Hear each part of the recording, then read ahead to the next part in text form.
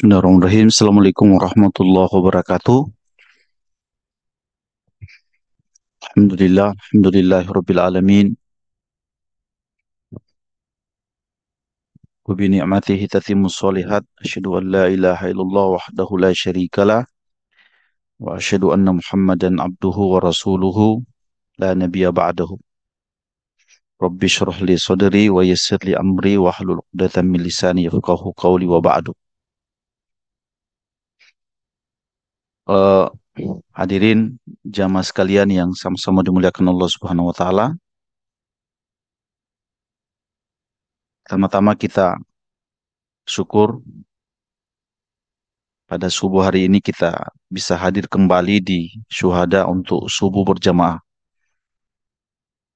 Eh, kita lanjutkan seperti biasa hari Sabtu pagi. Kita manfaatkan waktu dari subuh menjelang syuruk. Kita berbicara hal-hal yang bermanfaat ya dari bagian dari eh, keilmuan Islam. Mudah-mudahan apa yang kita lakukan menjadi sesuatu yang diberkahi Allah Subhanahu wa taala. Pada kesempatan pagi hari ini saya membawa dami ya. Ini baru dami, Pak. Ini judulnya Nasrani di sekeliling Rasulullah Sallallahu Alaihi Wasallam.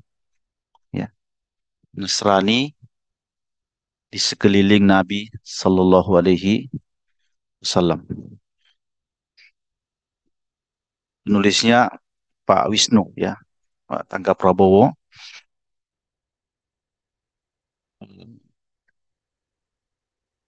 Dulu dia itu seorang Nasrani ya. Lebih banyak melakukan penelitian, kajian. Eh, Beberapa buku beliau sudah terbit di penerbit kami ya. Memang fokus masalah-masalah yang saya kira jarang disorot oleh penulis yang lain ya. Beliau pernah menulis buku tentang misalnya Yahudi Medina ya. Beliau juga pernah nulis tentang sejarah berhala di dunia ya. Menulis tentang sejarah Zulkarnain ya. Yang banyak orang penulis ya tidak melirik hal-hal yang seperti ini. Dan salah satunya adalah eh, Nasrani di sekeliling Rasulullah Sallallahu Alaihi Wasallam. Eh, Bapak dan Ibu sekalian, sebagai pengantar barangkali bahwa kalau kita membaca sejarah, ya, sejarah itu berpintu-pintu, ya, berpintu-pintu. Ada yang bisa dibahas dari sisi Al-Maghazi, ya, misalnya sejarah tentang perang-perang Nabi. Itu juga sudah ada bukunya. Ada sejarah tentang biografi, ya, dari Nabi kecil sampai beliau wafat. Itu juga ada Sirah Nabawiyah, ya. Ada juga buku tentang misalnya fokus tentang akhlak Nabi. Ya, ada yang fokus tentang keluarga Nabi. Ada juga buku yang membahas lebih misalnya kepemimpinan Nabi, ya, dan seterusnya. Nah, ini kan sejarah itu berpintu-pintu, ya. Tapi kalau kita lihat sejarah yang seperti ini itu jatuhnya ke dalam, ya, kepribadian Nabi Shallallahu Alaihi Wasallam tidak ada yang menyorot keluar. Nah, saya kira buku seperti ini, Nasrani di sekeliling Nabi ini adalah buku yang tipikal seperti ini, ya, yang eh, mengingatkan kembali kepada kita tentang persinggungan, ya, persinggungan Nabi Shallallahu Alaihi Wasallam eh, dari awal beliau berada di Mekah, ya, sampai kemudian beliau wafat. Bagaimana sejarah beliau hubungan interaksi atau eh, ya hubungan nih beliau selama hidup dengan orang-orang Nasrani. Ya. Kita tidak boleh lupa bahwa eh, semenjak kecil Nabi itu sudah berhubungan langsung ya dengan orang-orang Nasrani. Ya. Semenjak beliau usia 6 tahun, itu orang yang pertama membaca nubuah kenabian Nabi SAW adalah orang Nasrani yang bernama Pendeta Bahira. Ya, itu orang Nasrani. Ya. Kenapa Bapak dan Ibu sekalian? Karena memang di atas Nabi itu kan Nabi Isa. Ya, jarak antara Nabi Isa dengan Nabi kita itu sebagian ulama sejarah mengatakan hampir 650 tahun.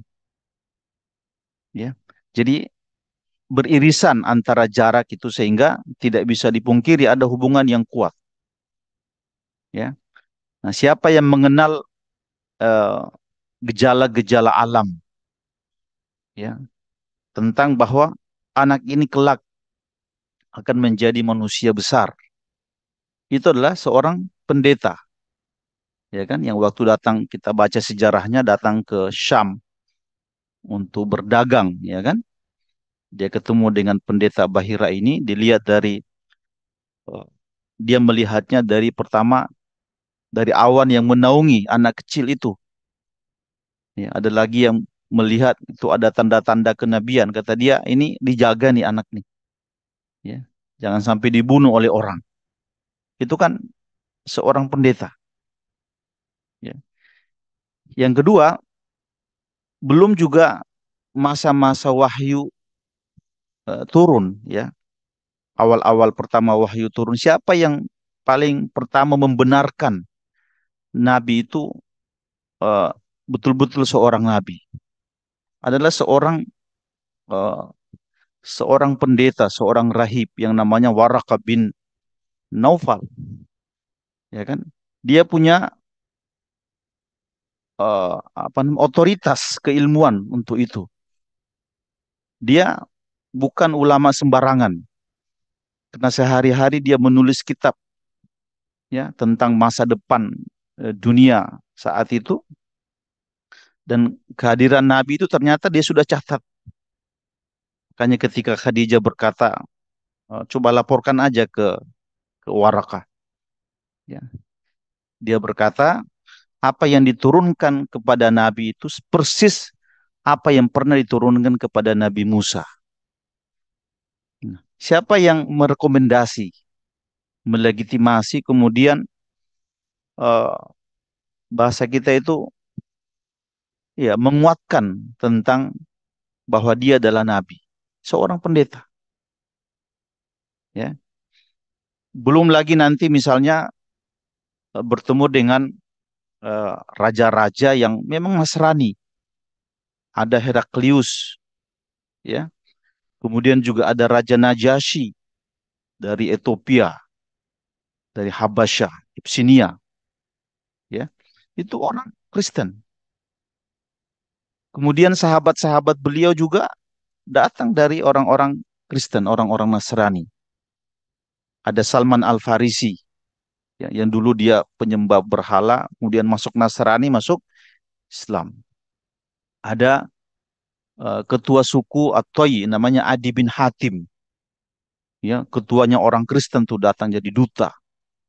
Dia orang Nasrani kemudian masuk eh, Islam, ya. Eh, belum lagi misalnya bahkan salah satu keluarga beliau sendiri yang orang jangan lupa bahwa istri beliau, ya, itu juga awalnya seorang Nasrani yang bernama Maria Al-Qibtiyah, ya. Maria Al-Qibtiyah itu seorang Nasrani awalnya, ya, raja hadiah dari Raja Muqawqis dari Mesir. Kemudian bersinggungnya Nabi dengan suku-suku, ya. Jarang kita tahu, mungkin ada suku Ghassan, suku Bani Taglib, ya. Perang-perang dengan Romawi juga begitu, ya. Nah, saya kira ini yang kita perlu hadirkan kembali sebagai catatan sejarah, ya, bahwa ternyata ada Nasrani di sekeliling Rasulullah Shallallahu Alaihi Wasallam. Nah, buku ini saya kira recommended untuk kita baca walaupun tebal gitu ya, sekitar 500 halaman hanya berbicara tentang Nasrani, siapa saja aliran-aliran mereka, mazhab-mazhab mereka, akidah-akidah mereka, dan kebersinggungan mereka dengan Nabi Shallallahu Alaihi Wasallam. Nah, tentu Bapak dan Ibu sekalian, kalau kita ini kan terlalu banyak, saya ambil satu fokus ya. Eh, saya apa namanya mau fokus ke eh, surat Nabi ke Heraklius, ya, dan pelajaran-pelajaran hidup yang kita bisa ambil. Eh, Surat ini, ya, atau keadaan situasi ini digambarkan secara lengkap di dalam Sahihul Bukhari, ya. Eh, Bagaimana Nabi SAW apa namanya kirim menyurat dengan Heraklius yang dia adalah eh, penguasa dari Romawi Timur saat itu, saat Nabi masih ada gitu ya, atau awal-awal beliau berdakwah, ya. Nah, saya akan eh, izinkan saya membacakan terjemah karena saya sudah print. Saya akan baca sesuai dengan waktu yang tersedia. Ya. Jadi sumbernya ya saya kutip dari Sahih Bukhari, ya, yang menceritakan ini adalah Ibnu Abbas. Ibnu Abbas ini luar biasa, seorang alim yang masih muda di masa Nabi, tapi dia bisa mereportase atau merekam, ya, semua riwayat-riwayat dari Nabi itu dengan rapi sehingga kita bisa jadikan sebagai ilmu, ya. Nah, suatu hari eh, Nabi itu pernah mengirim surat kepada Raja Heraklius, ya, yang berkedudukan di Syam, ya. Nah, Heraklius itu kalau bahasa eh, di luar Islam orang sering mengenal dengan Flavius Heraklius, ya. Nah, kita bilang aja Heraklius supaya gampang. Dia ini berkuasa dari tahun 610 sampai 641. Jadi abad ke-6, ya. Nah, Nabi itu Bapak dan Ibu sekalian ingin mengajak Heraklius ini masuk Islam karena memang dia memiliki kekuasaan yang strategis gitu ya. Ya. Makanya beliau menulis surat kepada raja ini. Kemudian suratnya diantar oleh sahabat Nabi yang bernama Dahiyah, nah, Dahiyah bin Kalbi, ya, dibawa. Nah, eh, saat itu kita tahu ya, ini gambaran-gambaran supaya kita punya gambaran. Saat itu Mekah itu Bapak dan Ibu sekalian itu punya jalur dagang dengan Syam, ya. Jadi ada ke wilayah Yaman, ada ke wilayah Syam. Eh, Orang yang sering melakukan dagang ke jalur Syam ini namanya Abu Sofyan bin Harb. Dia nih yang selalu bolak-balik dagang dari Mekah ke Syam. Hmm. Eh,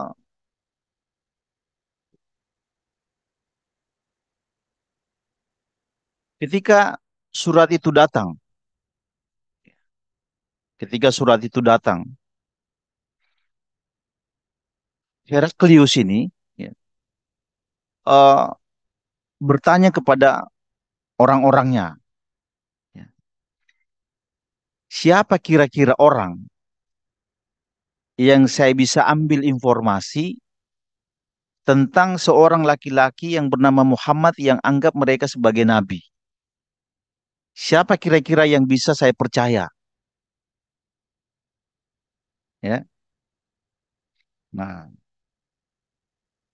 Bapak dan Ibu sekalian,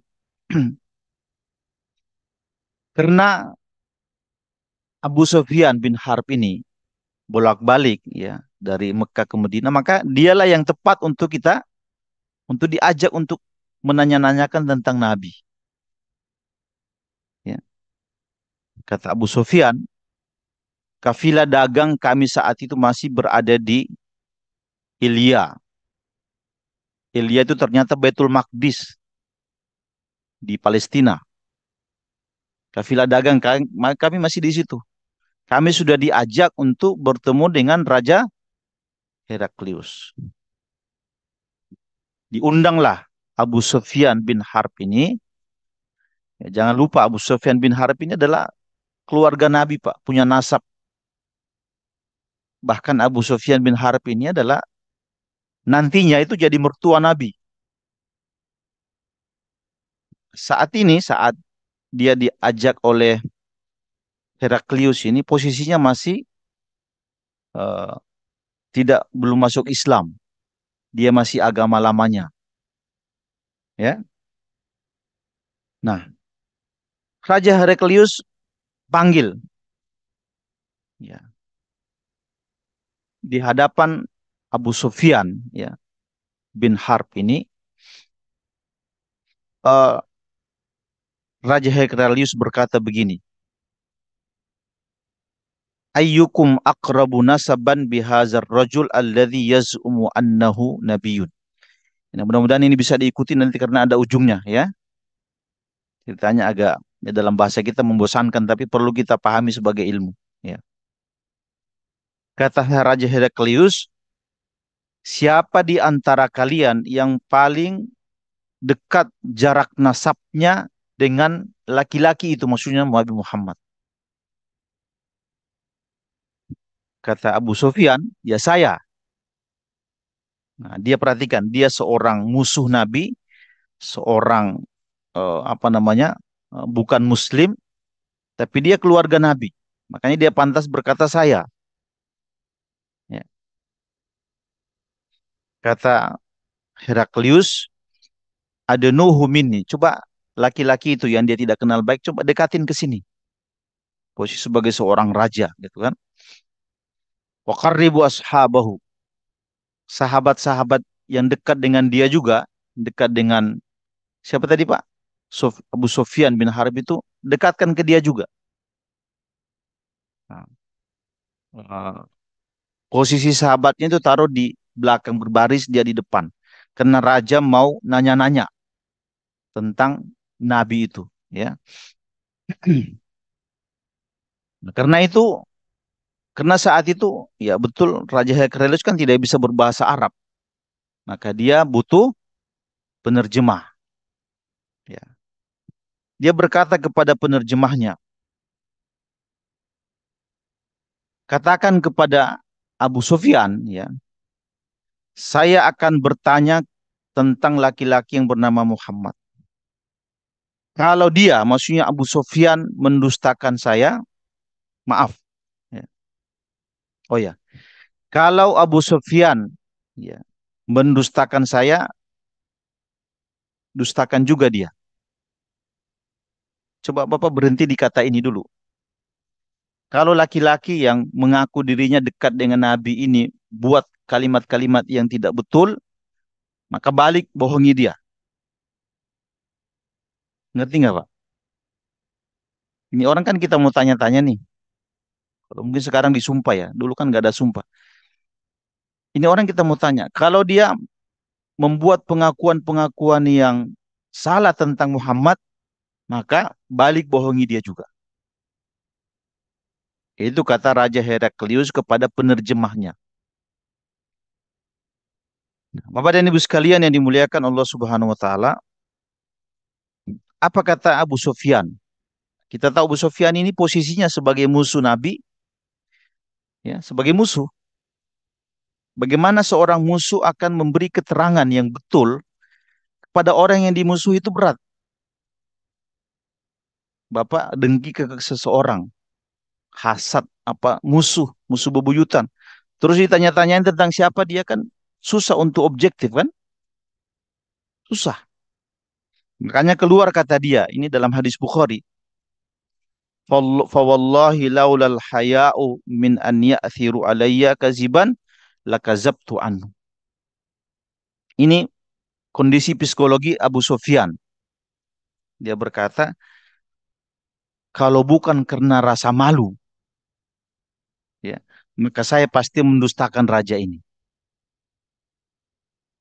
Ya, kalau bukan karena rasa malu, saya pasti akan berkata dusta tentang laki-laki itu. Nah, mulailah Heraklius yang kita sebut tadi, jangan jangan jangan dilupa Pak, Heraklius itu eh, eh, cerita tentang kemenangannya itu diceritakan dalam Al-Quran. Makanya turun surat Ar-Rum, ya. Jadi Heraklius ini dua kali disebut namanya di Al-Quran, satu di hadis satu. Nah, Heraklius berkata begini, Kaifa nasabahu fikum. Saya bertanya, ini pertanyaan pertama. Bertanya kepada siapa tadi, Pak? Ah, kepada Abu Sufyan bin Harb. Abu Sufyan ini jangan lupa nanti keturunannya itu jadi Bani Umayyah semua. Karena Abu Sufyan bin Harb bin Umayyah. Itu dinasti Umayyah ini datang dari ini, dari laki-laki ini. Ya. Nah, kata Heraklius, bagaimana status nasabnya laki-laki itu, Muhammad itu, di mata kalian? Kata Abu Sufyan, ya, musuh, ya. Dia berkata, "Dzu nasab." Dia laki-laki yang memiliki keturunan mulia. Nah, kita tahu sendiri kan, Nabi siapa bapaknya, siapa kakeknya, keturunan Nabi Ismail yang ke-29.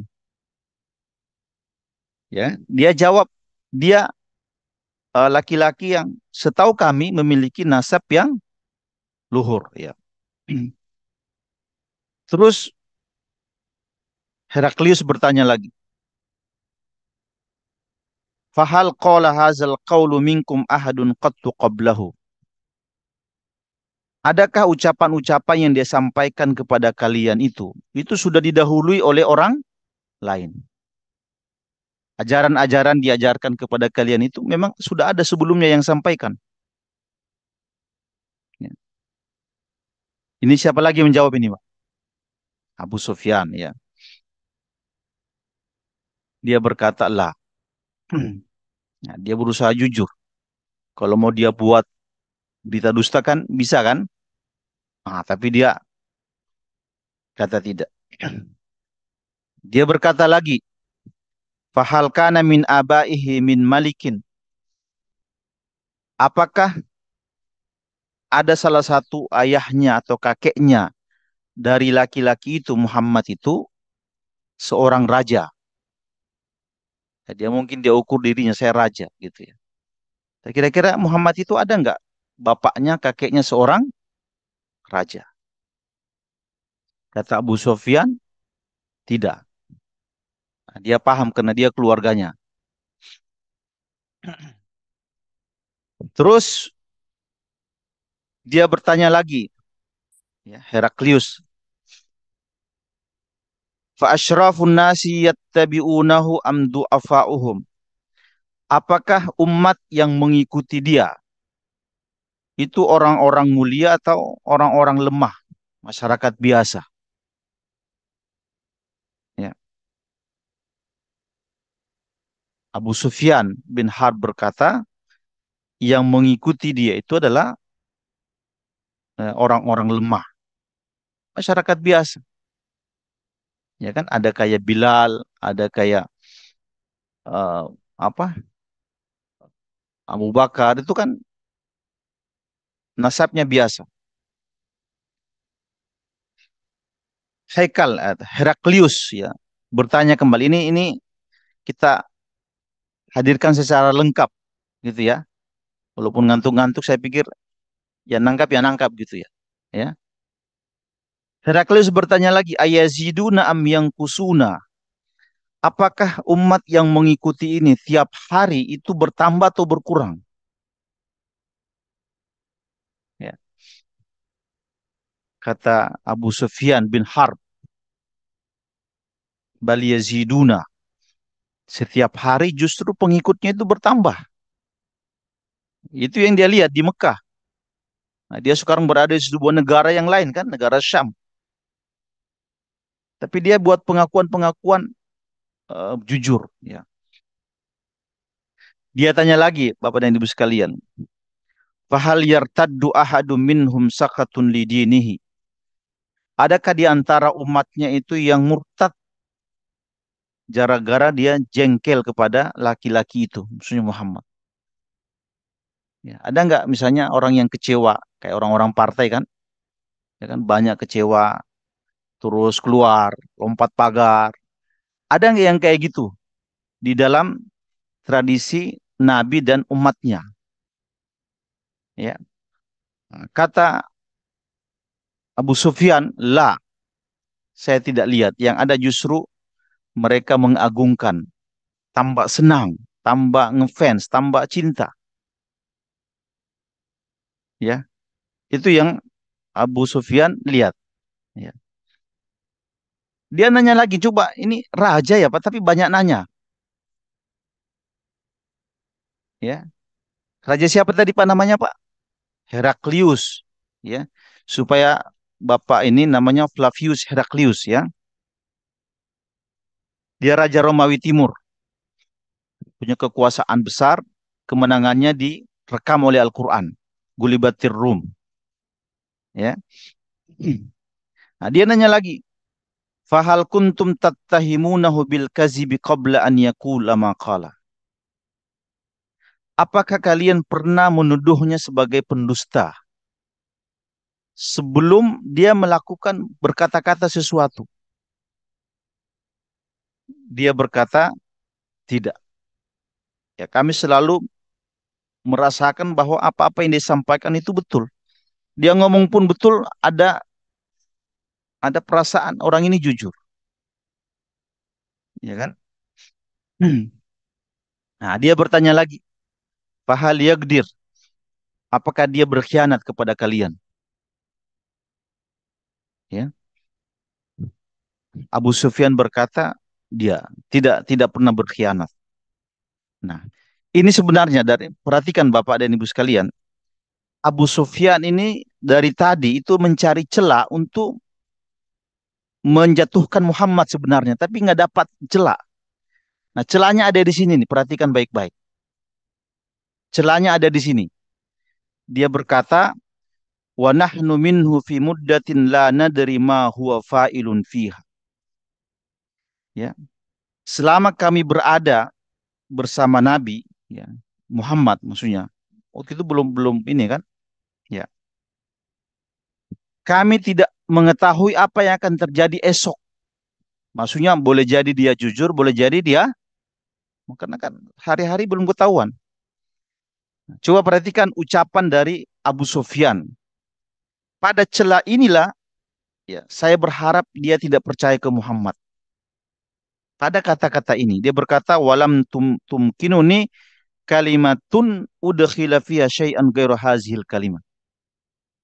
Ya, saya berharap ada satu kalimat yang dia bisa miring dengan pandangannya ke Muhammad. Ya. Itu tadi semenjak kami berada dengan dia, ya, esok lusa kami tidak tahu kami mau diapakan. Nah, itu aja, ya. Nah, dia bertanya lagi, fahal tumuhu? Apakah kalian memerangi dia? Memusuhi, menjadikannya musuh, menuduh. Kalau kata Abu Sufyan kali itu, iya. Nah, buktinya sekarang ini ada kafilah dagang. Ini kan posisinya apalagi genjatan senjata dengan Abu Sufyan.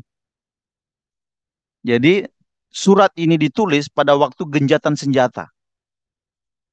Abu Sufyan dipakai berdagang dan Nabi mengirim surat itu. Kata Abu Sufyan, itu sering terjadi perang kami dengan Muhammad itu. Kadang-kadang kami menang, kadang-kadang kami kalah. Ini persis, kalau kita ingat sejarah, persis sejarahnya Romawi dengan Persia. Mungkin dalam hatinya Heraklius, kami juga begitu. Kami kadang-kadang menang lawan Persia, kadang-kadang kalah. Kata Abu Sufyan, kami melawan laki-laki itu, menang kalah itu eh, itu gantian ya.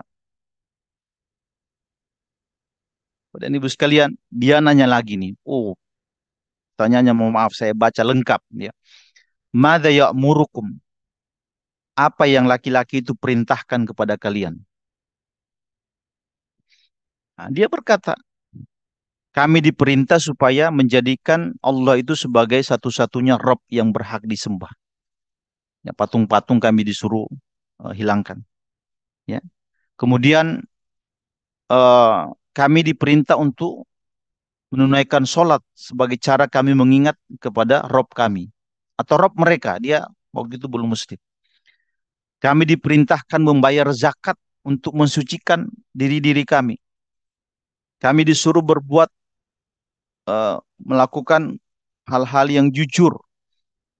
Ya, kami disuruh menjaga diri dan kami juga disuruh menjaga silaturahmi di antara kami. Ya. Nah, ini semua daftar pertanyaan yang ditanyakan siapa tadi Pak? Heraklius kepada Abu Sufyan bin Harb, ya, ingin mengkonfirmasi tentang Nabi Muhammad.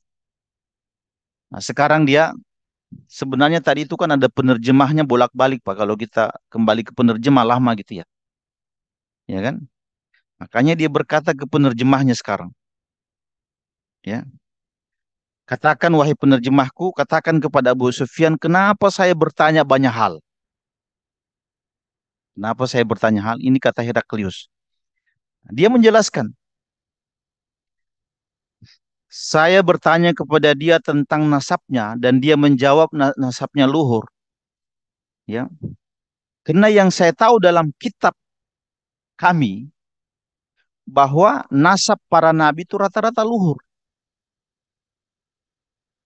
Jangan lupa Pak, ya, saya lupa bilang dari awal. Itu Heraklius. Semenjak kecil sudah diajarin tiga hal sama bapaknya. Ya, yang pertama tentang gladiator. Jadi bagaimana dia kuat bergulat, ya kan? Calon-calon raja Romawi itu harus kuat bergulat. Yang kedua diajaran administrasi. Ini kata penulis ya. Bagaimana manajemen kerajaan itu ada. Makanya dia lebih rapi kan? Bagaimana surat menyurat yang ketiga diajarin Alkitab. Kalau diajarin Alkitab tentang kitab-kitab Injil misalnya, pasti dia tahu tentang akan ada laki-laki terakhir yang datang sebagai nabi. Ngerti nggak maksudnya Pak?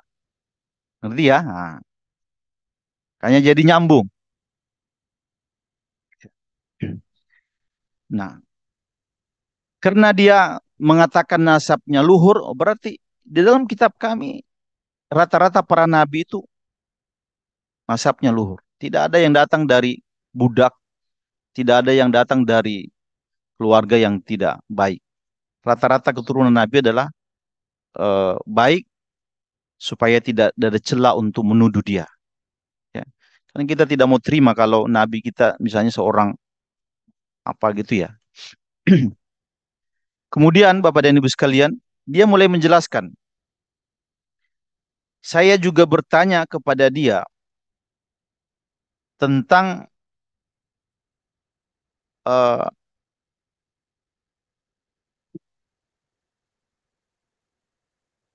ada nggak orang yang mendahului ajaran-ajaran itu di tempat kalian? Ya, karena dia jawab tidak, saya percaya. Karena kalau ada orang yang sudah mendahului, itu artinya dia hanya apa bahasanya ya? Hah? Dia hanya memplagiat sebuah ajaran. Dia hanya memplagiat sebuah ajaran. Makanya ini yang menjelaskan dulu Abu Didat itu pernah pernah berdebat. Ya banyak orang terima Islam gara-gara ini, Pak. Salah satu ciri khas ajaran Nabi itu orisinil. Dia dari atas, tidak dibuat-buat. Dia punya paket ajaran yang orisinil. Banyak orang yang masuk gara-gara karena kata-kata ini. Makanya ini dipastikan oleh Heraklius. Dia tidak plagiat dengan ajaran orang lain. Karena ada kan yang plagiat setelah itu kan ada nabi-nabi yang mengaku sebagai nabi kan, nah, itu plagiat namanya. Kemudian dia bertanya lagi tentang bapaknya. Kenapa dia bertanya bapaknya ada seorang raja atau tidak? Apa tujuannya Heraklius itu, Pak? Ya, dia ingin mengetahui bahwa kalau dia anak seorang raja, pasti nanti tujuan dari Nabi itu ingin merebut kekuasaan bapaknya. Ngerti nggak, Pak? Ya, makanya ada dinasti kan, dinasti politik itu bahaya tuh, ya kan? Karena memang orientasinya biasanya gitu. Tapi kalau dia Nabi itu orang luhur tapi tidak ada rajanya itu bersih, ya kan? Nah, ternyata itu mereka pahami, orang-orang Romawi pahami bahwa Nabi itu tidak boleh apa ya kecuali raja raja Daud dan Sulaiman gitu bisa ya. Tapi dia pahami di kitabnya begitu. Nah, dia menjelaskan lagi Bapak dan Ibu sekalian, kenapa dia bertanya apakah dia dibohongi oleh umatnya atau tidak, ya.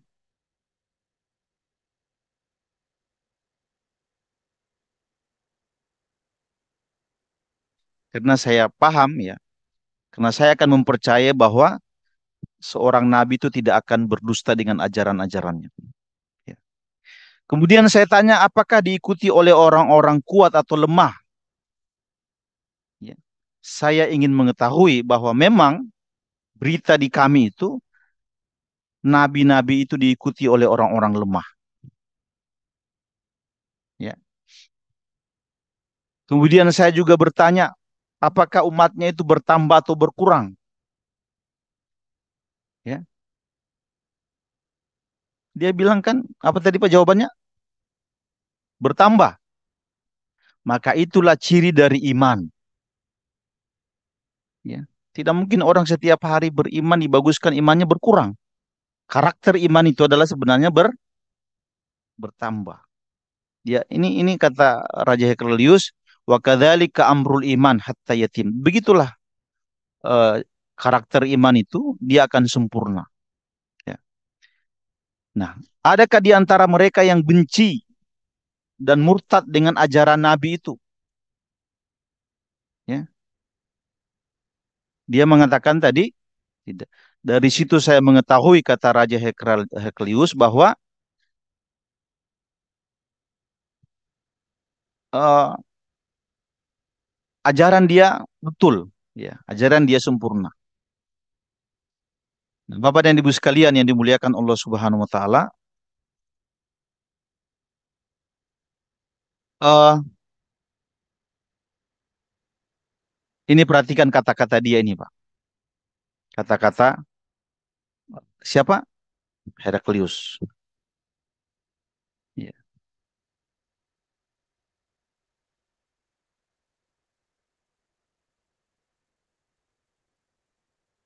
Fa in kana ma taqulu haqqan fasayamliku maudhi'a qadamai hataini. Wahai Abu Sufyan bin Harb, sekiranya pengakuan-pengakuanmu ini betul, maka perhatikan, orang itu nanti atau Muhammad itu akan menguasai tempat saya duduk ini, akan menguasai kerajaan saya ini. Dan betul kan? Ya, puluhan tahun yang akan datang, ya, Nabi Romawi itu bisa ditaklukkan, bukan ratusan tahun ke depan. Romawi itu bisa ditaklukkan. Siapa yang taklukkan, Pak? Muhammad Al-Fatih.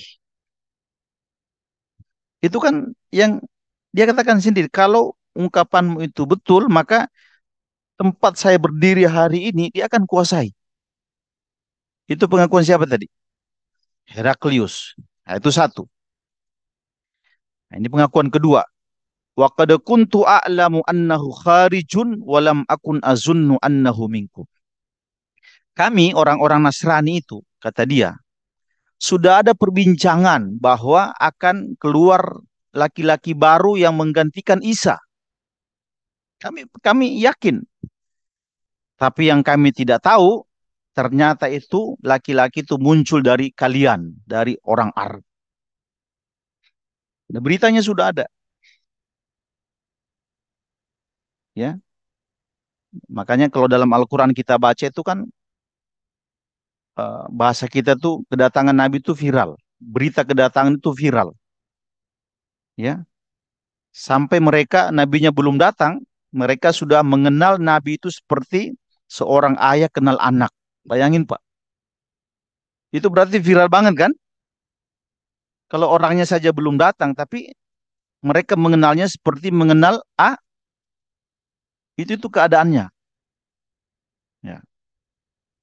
Tapi Herakleus itu berkata, saya tidak duga ternyata dia muncul dari tanah kalian.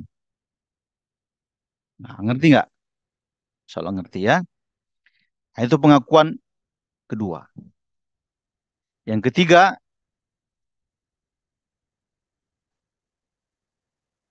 walau kuntu indahu lagasaltu an qadamihi. Sekiranya hari ini saya berada di samping dia, maka saya akan cuci kakinya. Sekiranya saya Raja Heraklius ini berada di samping laki-laki itu yang kau ceritakan dari tadi itu, maka saya akan membasuh kedua kakinya. Nah, ini kalau dulu kan jadi berita hebat nih Pak. Ya kan? Ada seorang raja yang mau mencuci kaki seorang laki-laki yang datang dari Mekah, namanya Muhammad. Itu kan hebat. Nah, kalau sekarang mungkin udah sering baca sejarah jadi biasa, ya kan? Nah, setelah itu apa yang terjadi Bapak dan Ibu sekalian? Dia kemudian baru mulai meminta surat itu. Ternyata surat itu belum dibaca. Surat yang tadi dikirim Nabi itu kepada Dahiyah bin Kalb itu belum dibaca. Dia mau baca kalau ingin tahu dulu orangnya siapa. Nah, dulu nih Bapak tahu ya, kualitas orang itu dilihat dari tiga hal. Nah, termasuk sekarang tuh Pak. Kalau mau lihat orang berkualitas atau rendahan, lihat dari tiga hal pada dirinya. Yang pertama, surat yang dia kirim. Ya, kalau sekarang bukan surat tapi WA dia, gaya dia ber-WA itu seperti apa? Ada kan yang kekanak-kanakan, ada yang dewasa, ada yang juga suka melucu. Itu gambaran kepribadian. Yang kedua, hadiah yang dia kasih. Hadiah yang dia kasih. Lihat orang yang masuk ke kondangan, Pak. Ada yang kasih 10.000, ada yang kasih 50, ada yang 100, ada yang 1 juta. Ya, ada yang lebih dari itu sebenarnya tidak sekedar, tapi itu kualitas. Ada orang biasanya bersembunyi di balik amplop kan, menyembunyikan kepribadiannya. Ya. Yang ketiga adalah utusan. Ya, saya akan tahu kualitas Pak Andi, ya, apa namanya, dari utusan yang dia kirim ke saya.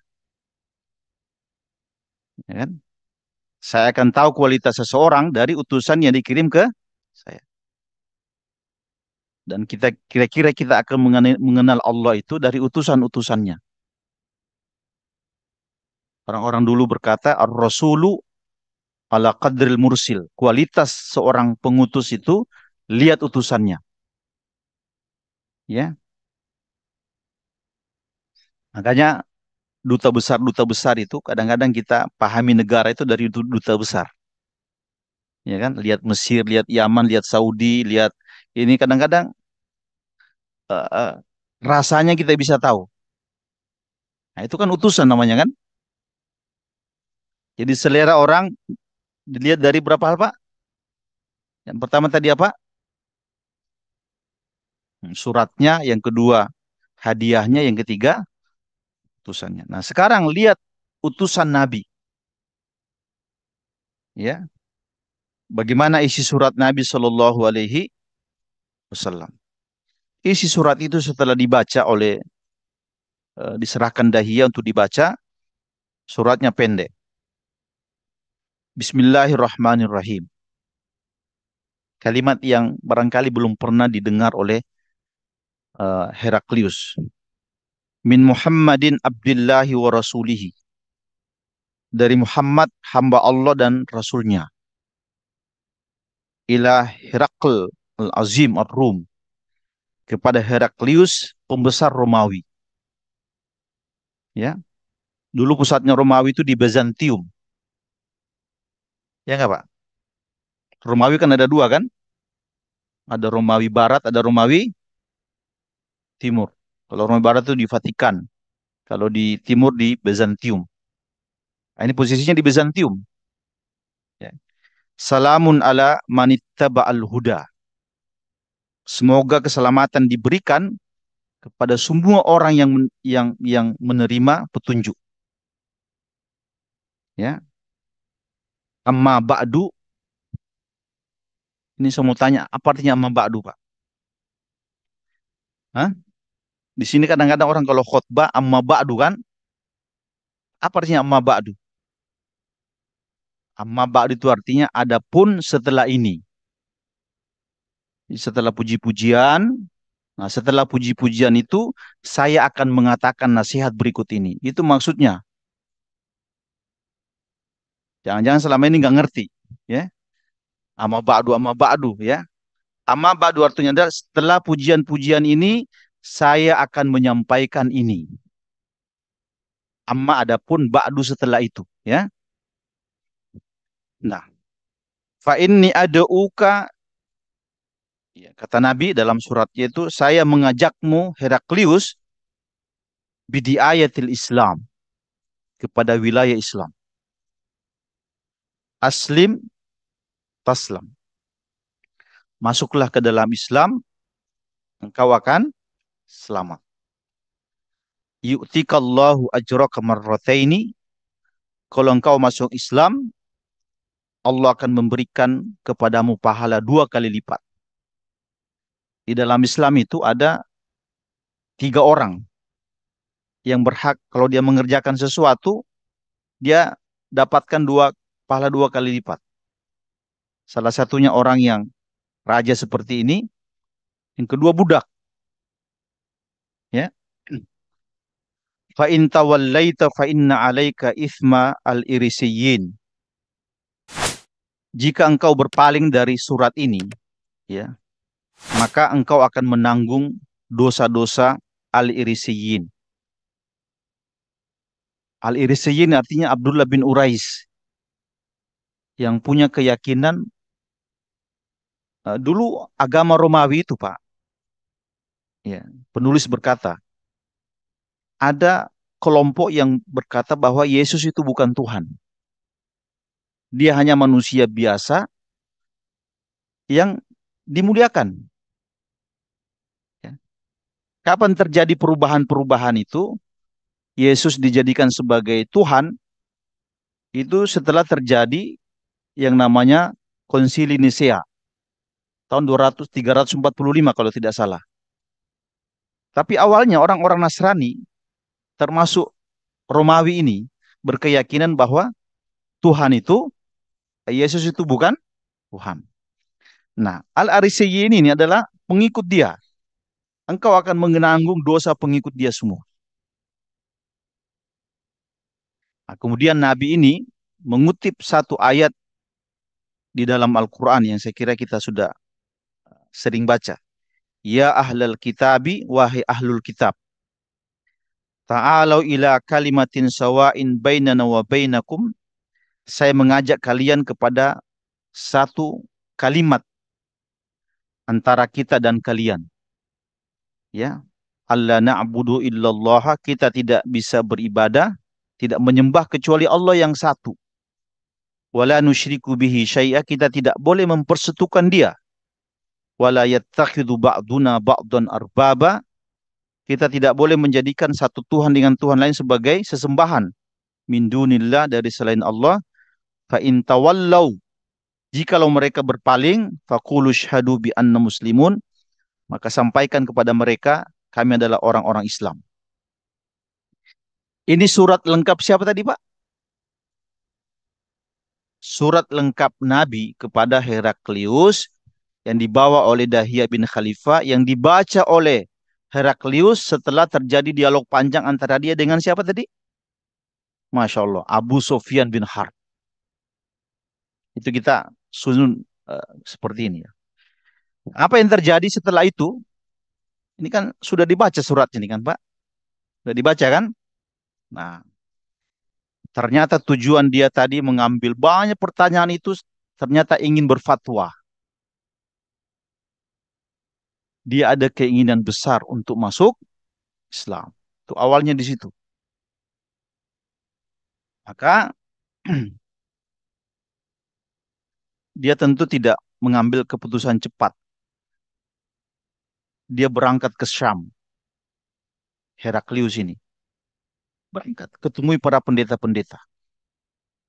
Ya, kemudian sampai ke Ilya, sampai ke Palestina. Ya, kemudian berkata kepada eh, staf-staf dia, orang-orang dikumpulin semua, termasuk para pendeta-pendetanya itu. Dia berkata begini, Inni ra'aitul lailata hina nazartu fin nujumi malikul khitan. Nah, ini salah satu yang orang tidak tahu tentang Heraklius ini, dia ahli nujum. Dia suka hal-hal yang berbau mimpi. Orang dulu juga begitu. Dia berkata begini, tadi malam, kata Heraklius, saya bermimpi.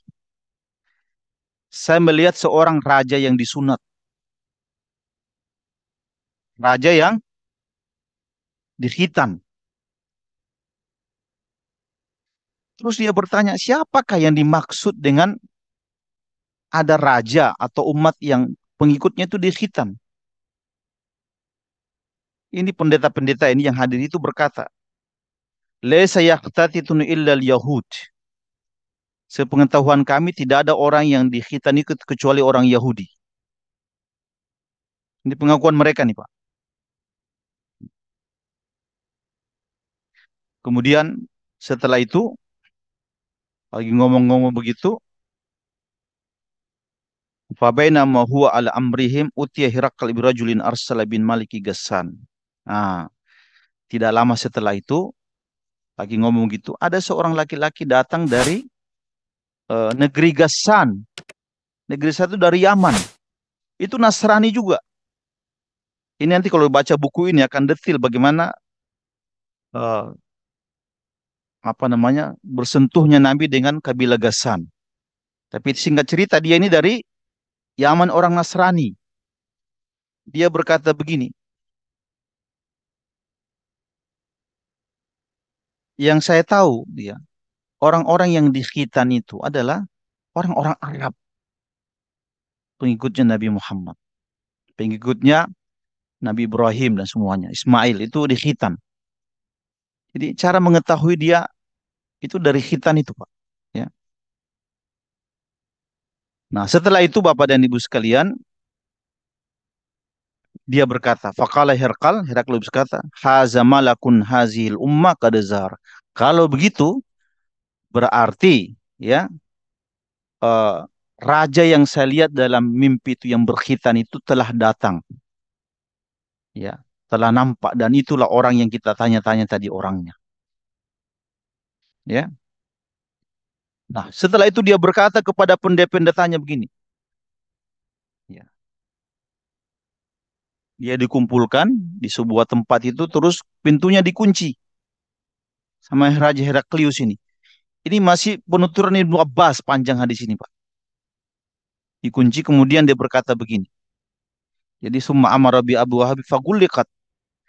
Dia mulai berkata kepada semua yang hadir itu. Nah, jadi sebenarnya ceritanya panjang dan besar. Dia berkata, ya ma'syarar Rum. Wahai bangsa Romawi. Itu kan rata-rata Kristen kan? Ada pendetanya, ada ininya semuanya. Hal lakum fil falahi war rushd. Ini kata siapa nih Pak? Heraklius. Maukah di antara kalian mendapatkan kemenangan dan petunjuk? Ya. Wa an yuthbitu mulkakum. Walaupun begitu, kerajaan kalian tidak hilang. Tidak hilang. Dapat petunjuk tapi kerajaan tidak hilang. Dia berkata, "Fatabi'u hadzan nabi." Ikutilah nabi itu.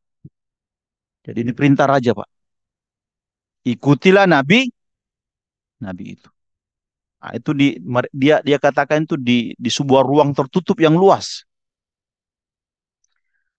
Apa yang terjadi, Pak? Ya, ketika mereka mendengar raja besar mereka berkata seperti itu, mereka kemudian berhamburan keluar. Bayangin akidah yang sudah tertanam bertahun-tahun tanpa penjelasan panjang, tiba-tiba rajanya bilang ikuti nabi itu. Nah, itu pasti banyak yang tidak terima. Ketika melihat orang-orang ini kabur semua, ya, ini Raja Heraklius jadi ragu, Pak. Ini kalau saya biarin kabur begini, pasti negara ini akan ribut. Nah, dia berkata kalau itu yang pada lari kabur, balik lagi ke sini, balik lagi ke sini. Ya. Nah, dia berkata, ini dia pandai dia berkata, inni qultu maqalati anifan akhtabiru biha. Saya tadi menyampaikan kata-kata saya mengikuti laki-laki itu hanya ingin menguji keimanan kalian. Hanya ingin menguji keimanan kalian. Kalian apakah berada dalam agama Nasrani atau dengan mudahnya pindah ke agama Nabi laki-laki itu. Karena saya lihat kalian, ya, saya lihat kalian tetap dalam agama kalian, maka pastikan saya juga bersama kalian. Nah, ini hadis ini ditutup eh, dengan cerita seperti ini. Ya. Nah, yang menyimak dari awal mudah-mudahan punya gambaran gitu ya. Tapi kita tutup dengan pelajaran-pelajaran. Udah habis waktunya, Pak. Boleh satu dua ya? Nah, satu. Yang pertama, Raja Heraklius ini walaupun tidak menerima Islam sebagai agamanya dan dia dalam sejarah tidak pernah masuk Islam kecuali Raja Najasyi. Heraklius tidak pernah catatannya masuk Islam. Tapi walaupun begitu dia sangat sopan dengan utusan Nabi, sangat sopan dengan sikapnya yang jauh kepada Nabi Sallallahu Alaihi Wasallam. Itu pelajarannya. Lain dengan orang-orang Yahudi. Orang Yahudi itu menolak tapi diikuti dengan kasar. Nah, itu Al-Quran membenarkan. Jadi kalau kita bandingkan Yahudi dengan Islam itu bagusan bagusan Nasrani. Nasrani itu ada yang masuk, ada yang menolak. Tapi menolak itu lembut rata-rata. Dan lihat para sahabat-sahabat Nasrani yang masuk Islam itu lembut-lembut, Pak. Ada Salman Al-Farisi, lihat lembutnya. Ada Adi bin Hatim, ada eh, siapa? Rata-rata lembut, ya kan? Al-Quran menggambarkan orang-orang Nasrani itu ada di antara mereka ra'fatan wa rahmatan, punya kasih sayang dan punya kelembutan. Itu pengakuan Quran tentang Nasrani. Ya, tapi ketika Quran bicara Yahudi itu kan kita lihat bahasanya, ya. Nah, itu satu.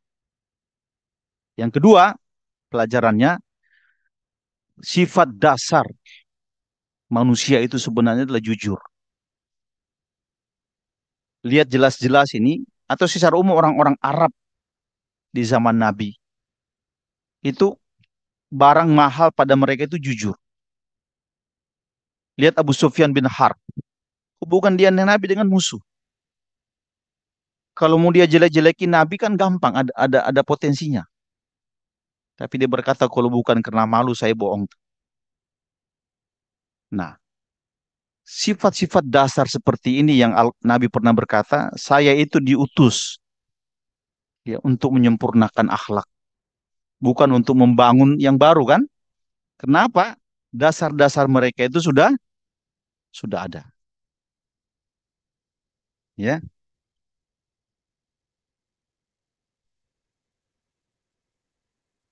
Yang ketiga, dan ibu sekalian, saya kira tradisi menarik dari Nabi itu adalah surat menyurat. Di balik kualitas surat menyurat Nabi itu ada keindahan. Ya, kita tahu betul dulu di zamannya Pak Dadang ini kan waktu belum ada media sosial, yang ada adalah surat menyurat. Itu ada keindahan hidup, ya. Ada rindu, menunggu, membuka surat. Itu semua kenikmatan, ya. Sekarang baru pergi dari rumah sudah terlihat sedang mengetik, ya kan? Rindunya hilang. Nah, apalagi dulu kita di Indonesia ini kan jarak antara pulau dengan pulau itu jauh. Bertemu dengan orang yang kita cintai setahun sekali,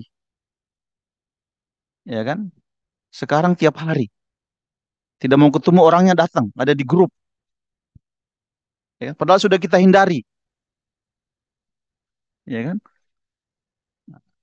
Makanya ini yang kadang-kadang membuat kadang-kadang hidup jadi tidak indah, ya. Dan di balik balik pesan-pesan surat itu ada keindahan hidup yang eh, luar biasa. Dan itu sudah lewat, ya. Hmm. Apalagi sekarang yang termasuk dunia perbukuan, Pak, ya. Dari dulu sampai beberapa tahun yang belakangan ini kan kita dibangun oleh peradaban kertas.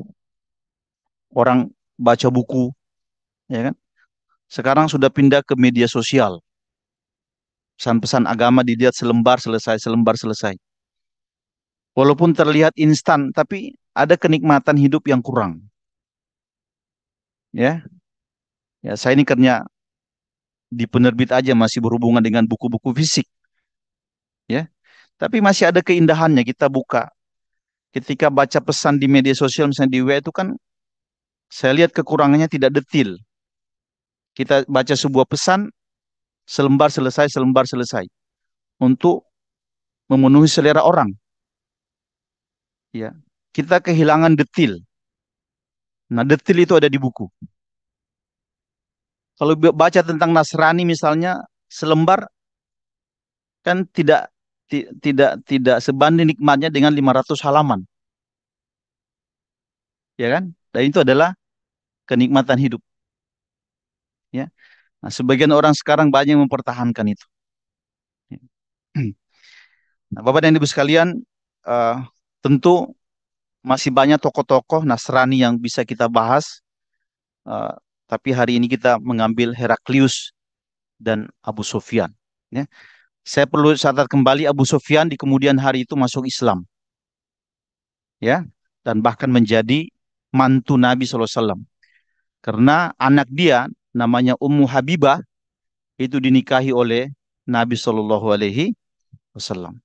Ya, tapi Abu Sufyan bin Harb ini punya istri namanya Hindun. Salah satu kekurangan Abu Sufyan ini pelit. Dalam Riyadhus Shalihin disebutkan suatu waktu Hindun ini datang kepada Nabi, ya Rasul, itu Abu Sufyan pelit sekali. Saya mau belanja nggak dikasih duit. Kata Nabi, ambil uangnya sesuai dengan kadar yang di. Saya heran Pak, hadis ini dihafal oleh ibu-ibu semua. Ya, padahal itu susah. Ya, itu katanya ada ibu Hindun tuh, ya, ditegur Nabi suaminya pelit, sama ibu-ibu dihafalin. Ya, nah, ternyata itu cerita Abu Sufyan bin Harb. Ya, nah, ini saja yang bisa kita sampaikan, walaupun berat, tapi insya Allah ada satu dua kebaikan yang bisa kita bawa pulang. Hadanallahu wa iyyakum ajmain. Assalamualaikum warahmatullahi wabarakatuh. Waalaikumsalam warahmatullahi wabarakatuh. Jazakallah khairan kasiran kepada kita Ustaz Yasin yang telah menyampaikan bagaimana kisah yang begitu banyak pelajaran dari sahabat Abu Sufyan dan juga Raja Heraklius. Eh, apakah ada pertanyaan dari Bapak-Bapak? Kesempatan satu pertanyaan ya, Pak Ustaz, ya.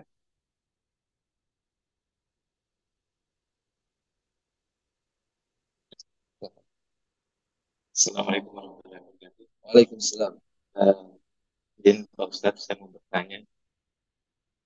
Menarik ketika tadi dibahas tentang Raja Heraklius itu, misalnya secara ilmu teologi, misalnya Heraklius ini sebenarnya percaya bahwasanya apa yang disampaikan oleh Nabi Muhammad itu erat kaitannya dengan keimanan mereka.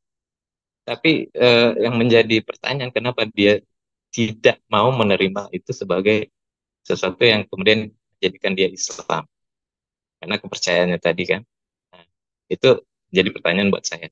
Yang kedua, setelah Heraklius dan yang lain-lainnya itu kan mengingkari Nabi Muhammad. Kenapa hal itu bisa terjadi? Sementara eh, dalam dua perjanjian yang lama atau yang baru itu tidak disebutkan secara eh, jelas tentang Nabi Muhammad. Nah, apa penyebabnya terjadi seperti itu, Ustaz? Terima kasih.